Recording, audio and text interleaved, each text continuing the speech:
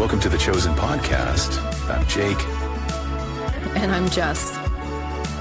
Welcome back, everyone. We're diving into The Chosen again today. Specifically, Season 1, Episode 2. Shabbat. It's amazing, really, how they use this time, Shabbat, as a way to show what's going on inside the characters, their struggles and changes, all within the context of, this holy day. Yeah, definitely. And we've got a lot to work with here. We've got, articles, analyses, even some historical stuff to help us understand, all the little details of the episode. Right. So Shabbat, time for rest, reflection, all that. But for these characters, it's like holding up a mirror to their souls. You know what I mean? I see what you're saying. Yeah, like with Mary Magdalene. At the start of the episode, she's getting ready for Shabbat. You can just tell she wants to get back to this, really wants to. Yeah. There's that scene, she's setting the table, and she just naturally puts out an extra place setting. Mm-hmm. It's as if she's subconsciously making space for something or someone without even realizing it. Yeah, and that really connects with this Jewish idea of welcoming guests, especially on Shabbat. It's like a deeper hope, for redemption, for the Messiah to come, which is huge in Jewish belief. And then, of course, Jesus actually shows up, brings this sense of peace and joy to her little gathering. And it's such a contrast, to Nicodemus's fancy Shabbat dinner. Right. Total opposite vibes. You got Nicodemus surrounded by all this wealth, all these other Pharisees, but inside he's struggling. Yeah. Big time. He hears about Mary being healed and he's just floored. He can't wrap his head around the fact that some unknown guy could pull off this miracle, something that he, or a respected religious leader, couldn't do. Totally. It's a direct challenge to the whole religious establishment, right? Jesus just throws everything they thought they knew about spiritual authority out the window, and it forces them to think, to consider, could God be working outside of their carefully laid out rules? And you see this tension playing out, especially in Nicodemus's talks with his wife. Oh yeah, his wife. She seems way more worried about keeping up their social image than actually dealing with the big spiritual questions. It's all about appearances with her. Exactly. Their fancy dinner, they're doing all the Shabbat rituals, but it's all surface level. Nothing like the genuine warmth and acceptance at Mary's simple meal. Right. And then there's this other character we meet, someone else who's pushed aside by society, the leper. Matthew runs into him at the marketplace. That scene, even though it's short, it packs a punch. It really shows the fear and rejection that surrounded leprosy. It's like a stark reminder of how society treats people who are different, who are seen as outcasts. Makes you think, doesn't it? About how Mary Magdalene is treated too. They're both ostracized for completely different reasons, but it's the same thing, right? Really powerful stuff. This idea of pushing people who are seen as undesirable to the edges of society, it's something to think about. And speaking of interesting characters, we meet Matthew, the tax collector. We see how detail-oriented he is, how observant, particularly when he talks to Quintus. He wants to be absolutely sure about Simon's deal. He's not afraid to ask direct questions, even if it makes things a bit awkward. And that awkwardness, you see it socially, too. He seems to have trouble connecting with people. And that scene where he's eating alone outside his family's house, rejected by his own family. Yeah. Makes you realize how important it is to belong, to find people who accept you. It really emphasizes the true meaning of Shabbat, right? Not just as a religious duty, but as a time to connect, to share experiences.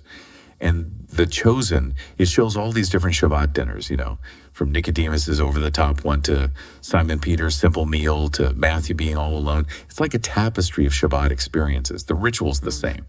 But underneath, all the emotions, the journeys people are on, it's also different. Absolutely. And it gets us thinking, what does Shabbat really mean to each of these characters? Is it just following the rules, or is there something deeper, more personal going on? And how do their struggles, their joys, all of it, how does that shape their experience of this holy time? It's like the show's asking us, to look at our own relationship with tradition and faith. Do we do these things just because we have to, or do they actually feed our souls? Yeah.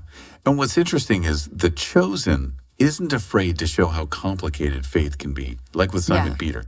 He's so devoted to Jesus, but then he makes this deal with the Romans, to protect his family. And it's not exactly morally clear-cut. It makes you think about how far we'd go for the people we love and the tough choices we face when we're trying to live out our faith. It really does. Simon Peter, he's torn between his family and Jesus, and you can just feel that tension driving everything he does. It reminds us, faith isn't always easy or simple. Definitely not. It's a journey. And we see that with Nicodemus too. He's so stuck in his ways, in those strict interpretations of the law. At first, he's convinced that he's the reason Mary Magdalene was healed, like it was his efforts that did it. But as he starts digging deeper, he begins to question everything. There's that powerful scene where he says, what if the picture is more beautiful and strange than we can imagine? It's like he's sensing there's something more out there, something beyond the rules he's always clung to. That moment, that questioning, that doubt, it's so crucial for him. It cracks open his whole worldview, creates space for something new, something transformative. It's a beautiful example of how truly seeking, spiritually can lead to growth in ways you'd never expect. And amidst all this struggle, we also see moments of redemption, second chances. Mary Magdalene's a perfect example. She's been through so much pain, rejection, but she finds peace and acceptance in her faith. Her journey is incredibly moving. From being lost, possessed, to finding peace and purpose. It's like a reminder that no matter how far we've strayed, how broken we feel, there's always hope for healing, for transformation. And her Shabbat dinner with Jesus as her unexpected guest, it's such a beautiful symbol of that new grace she's found. Totally. And The Chosen uses these symbols so well, to enrich the story, like the recurring image of water. We see it with Simon Peter, the fisherman, and the Sea of Galilee, which is so important in Jesus' story. Right. Water often symbolizes cleansing, renewal, which ties in perfectly with those themes of transformation, second chances that we see throughout the episode. It's subtle, but it works. Like when Mary washes her feet before Shabbat, it's not just something she does, it's a ritual cleansing, washing away her past. And the contrast between light and darkness is really striking too. You have that dark tavern where Mary meets Nicodemus before she's healed, and then the warm candlelight at her Shabbat dinner. Yeah, like a visual representation of moving from darkness to light, from despair to hope. The visuals really strengthen those emotional journeys. And the way the episode ends, with Simon Peter on the shores of Galilee as those Roman soldiers approach, it just leaves you with this sense of, dread. Like the darkness is closing in again, threatening the peace that some of these characters have found. It's a great cliffhanger, makes you want to know what happens next. Will Simon Peter be able to handle this deal he made with Quintus? How will it affect his relationship with Jesus? And Nicodemus? Will he keep questioning, keep doubting, or will he retreat back to the safety of his rigid beliefs? So many questions left unanswered. It's part of what makes The Chosen so gripping, keeps you wanting more. It's amazing how much they pack into one episode. Mary Magdalene's transformation, Nicodemus' struggle. We meet the leper, see Matthew's difficulties, and it's all woven into the fabric of Shabbat. So this episode is a mini version of the whole series, giving us a taste of these devout characters and the complex ideas that are going to be explored more deeply as we go along. And we can't forget Quintus, the Roman praetor. He's such an interesting character. At first glance, he seems like your typical Roman authority figure. But there are hints of something more going on beneath the surface. Oh, totally. You see glimmers of his intelligence, even some humor in his exchanges with Matthew. It makes you wonder about his background. What made him the man he is? Quintus is a great example of how The Chosen humanizes its characters, even the ones you might think of as the bad guys.